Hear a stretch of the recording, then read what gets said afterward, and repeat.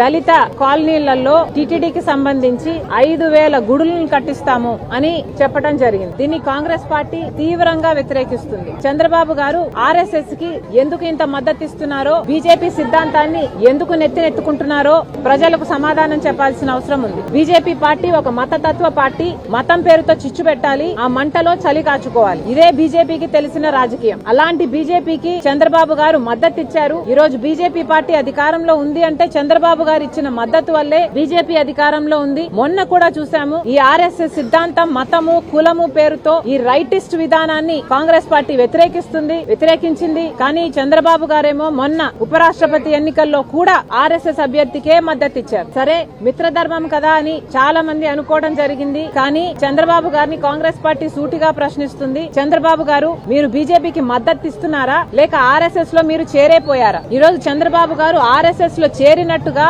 BJP మనిషిగా మాట్లాడుతున్నారు. 5,000 గుడులు కట్టిస్తారట. దళిత కాలనీలలో 5,000 గుడులు కట్టిస్తారట టీటీడీ తరపున. ఏం అవసరం ఉంది అని అడుగుతున్నాం. ఏ దళిత కాలనీ వచ్చి మాకు టీటీడీ గుడులు ఇక్కడ కావాలి అని అడిగారో చంద్రబాబు గారు సమాధానం చెప్పాలి. టీటీడీ పవిత్రమైన గుడే, ఎవరూ కాదనటం లేదు. కానీ వాళ్ళకు అధికంగా డబ్బులుంటే ఆ డబ్బులతో ప్రజలకు సేవ చేయాలి తప్పితే ఇలా రాజ్యాంగానికి వ్యతిరేకంగా ఆర్ఎస్ఎస్ సిద్ధాంతాన్ని నెత్తినెత్తుకుని దేశమంతా గుడులు కట్టిస్తామనడం చాలా అసలు భావ్యం కాదు అని